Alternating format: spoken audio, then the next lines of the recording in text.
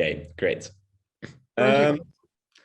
Okay, well, hi everyone. My name is Freek. I'm one of the co-founders of Hable. For those of you that are not Dutch, Freek is a horrible name. Everyone calls me Freek when you're not Dutch. So how to pronounce it? It's like Drake, the famous artist, but with an F. So Freek. That's like the closest you're probably going to get.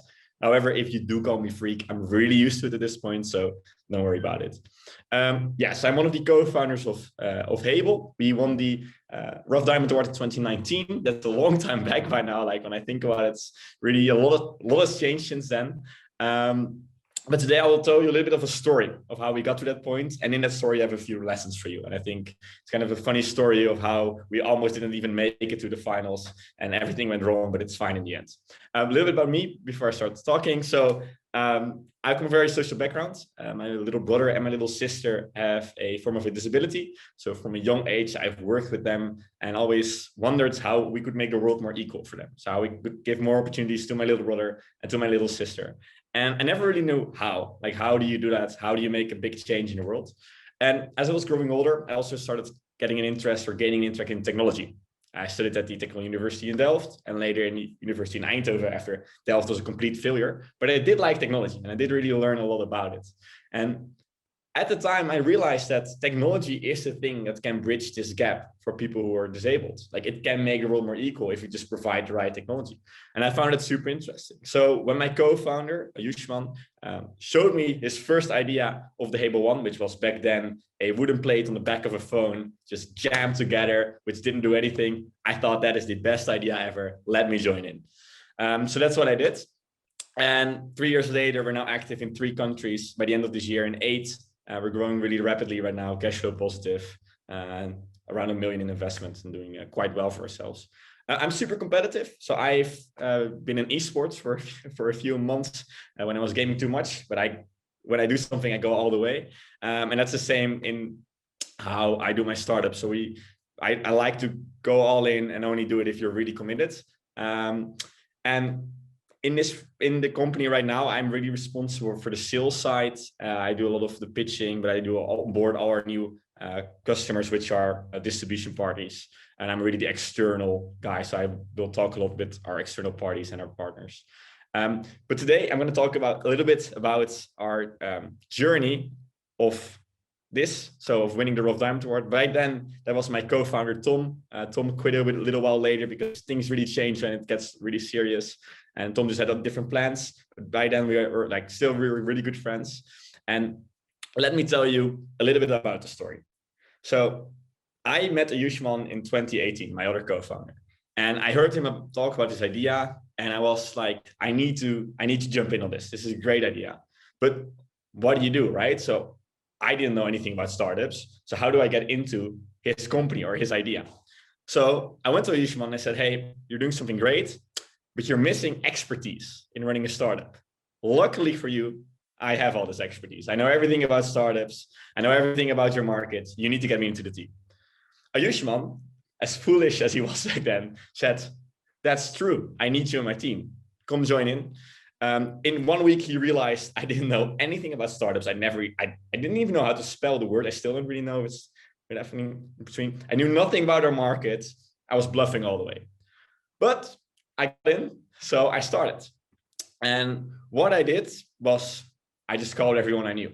I just said, hey, we have this amazing new product. You probably want to buy it. A lot of times people told me, Freek, that's great. I'm not blind, nor is anyone around me. I don't think I should want to buy it. Also, you don't really have a product yet. What are you talking about? So for a few months, this was my tactic. Get out of bed, call people, fail miserably. And it's fine. It builds a little bit of character, but on the other end, it doesn't really work out that well. Instead, I could have spent some time maybe doing some research on what our market was about, or spent some time actually understanding our customer, which I didn't know anything about at all at the moment. And it got to the worst point. We won the TU Eindhoven contest with our idea, so that went well. And then we won a awards, so which we could work together with ASML, a big company in the Netherlands that could bring us further. Now, I was going to a meeting, and this was probably my lowest point in my first few months. And after 15 minutes, our coach said, hey guys, lots of fun. This was a 2-hour meeting. Freek, you can go now. Next time, if you're prepared, we can try again. That was quite a disaster. And at that time, I really learned my first big lesson. And that's something that you can always do. And that is preparation is key. It is so important. Funny thing, I'm only 24, but now I'm often in the room with people that are much older, like my investor. And I'm always trying to be the one that knows the most. And that's just all about preparation.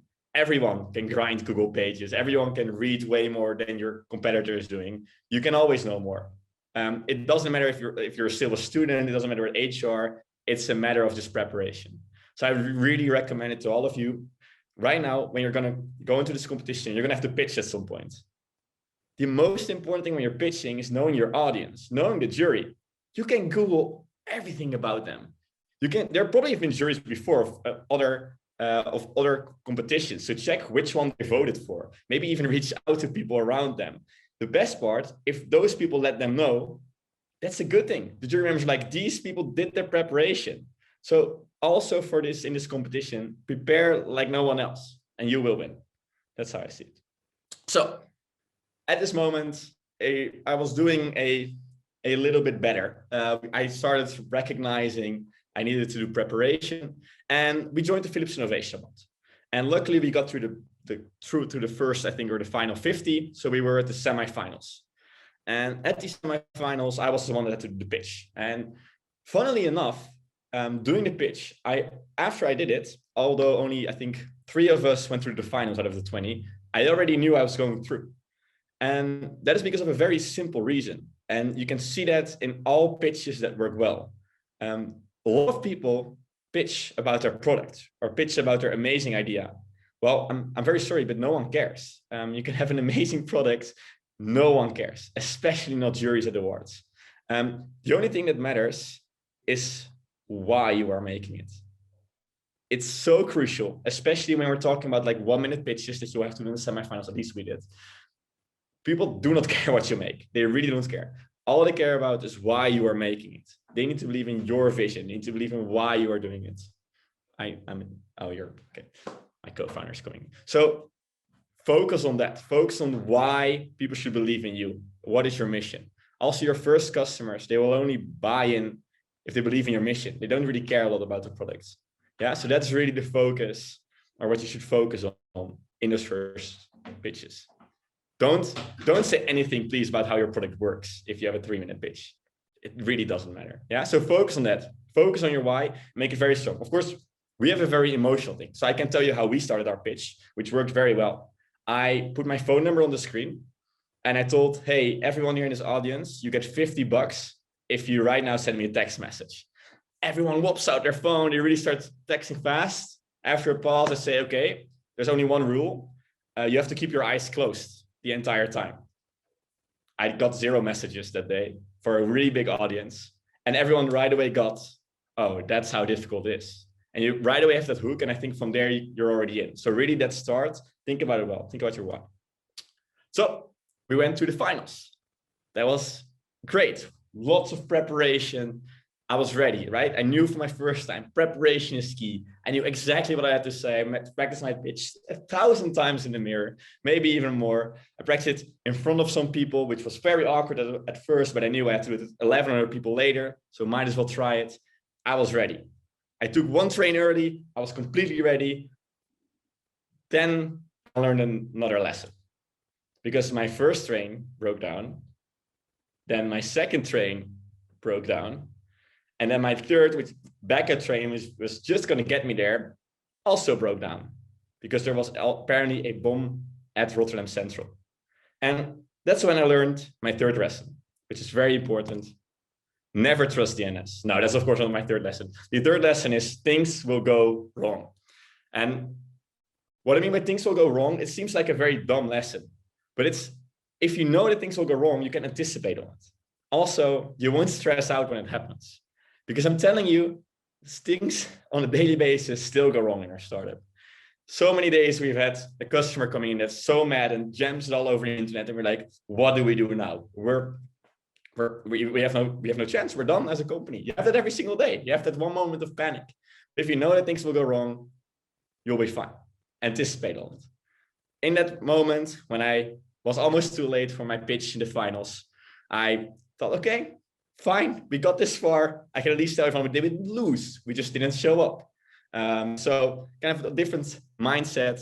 We luckily got an Uber that went really fast. All the other participants had much practice on the stage before going up. I was there 1 minute later. I was on the stage speaking for 1,100 people. But the pitch went really well because we won. So in the end, it was all fine. And I think it really helps when you consider that things will go wrong anyway.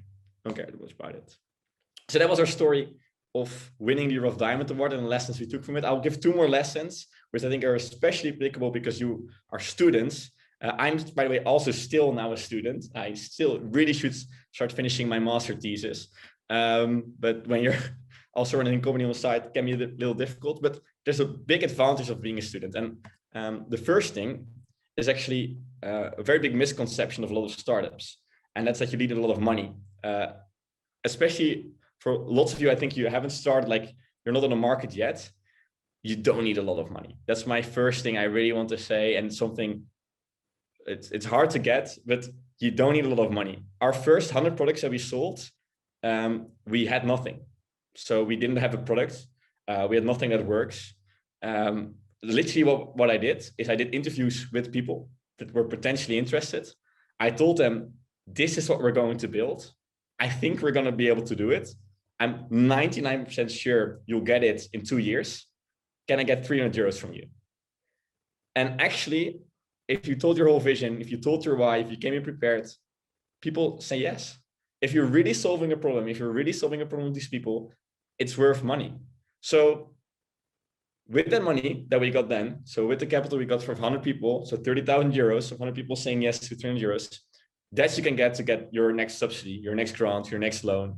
And that is a really nice way as a student to bootstrap. Also, as a student, you don't need to pay yourself any wage or whatever. So just, that's great. It's the best time. There's no risk for you. And don't start putting so much time in like getting investors or raising capital. It's really not for you. That's for the people that already need to pay themselves in this whole process. You're in the best position ever when you're a student. You don't have the risk. So really think about being smart about it. Don't raise because others are doing. And then the final lesson, what I would really say, fail often, fail fast. Always try to destroy your own assumptions as soon as possible. I think the best entrepreneurs are the ones that have lost so many companies in the process, but at least they did it really fast, right? You can have such a great idea, but if at some point you realize there's just no product market fit or people really just don't want it, just be honest to yourself. Kill it fast, move on.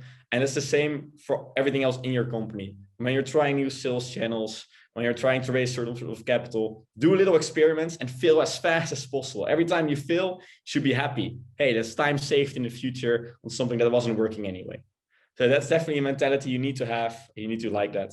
But that's kind of the game of startups. You fail a lot, and once every while you hit it right, and that's perfect. And the best way to do it is with this model, the lean startup method. But I think most of you will know it. If you don't, I would really recommend reading it. It's about failing really fast, and it works really well. And I think that was my route to the Philips Innovation Awards and my lessons I learned so far. If you have any questions, please shoot. And I got a beer here from my co-founder, so I'm just going to start on that as well in the meantime. Yes, thank you so much, Freek. Oh, sorry. Yeah, sorry, I had a question. Because how is your company doing right now? Yeah. So quick overview. We are right now in 3 countries. So we're Netherlands, Belgium, UK. We're selling with the largest distributors in our market. We only started selling officially in September this year. So like with an industrialized product, made with a batch size of above 1,000. We raised close to 1 million right now in cash. And we're now really on expanding. So in our first markets, we're cash flow positive, but we need to go to more international markets to scale faster. And that's our new challenge now, to grow the team and grow sales. Okay, thank you very much. Exciting new challenge. Very exciting. Yeah. I will keep me posted, so nice. Thanks.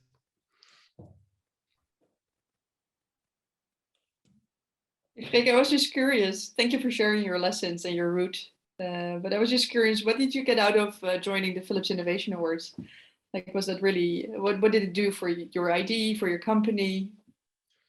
I think few things. First of it's which is really internal, it's a huge motivation boost for you and everyone on your team. And that is something you can always use as a startup. It's really, everyone is really energized. Everyone is ready to go for all everyone's so excited, right? After that moment. And don't underestimate how important that is. The most important part for us was validation. So Philips is a name everyone knows worldwide. The Philips Innovation Award is something everyone knows, like has anything to do with startups. It's probably one of the biggest awards, I think, for student entrepreneurship, probably the biggest in Europe. Everyone knows about it. I didn't know that before, but for example, we got a lot of funding afterwards because we won the Philips Innovation Award. So I think the rough diamond was 10,000 euro prize money, some in cash, some in service, but we got a lot more afterwards just because you have that validation, right? They think, okay, if you win out of 300 startups, you know what you're doing. So that part is super important. We even still use it now in some contracts, like when you're introducing yourself, like, yeah, we're winners of the Philips Innovation Award. Like, oh, Philips, that's good. So it really works as a big validation for your company, especially in such an early stage.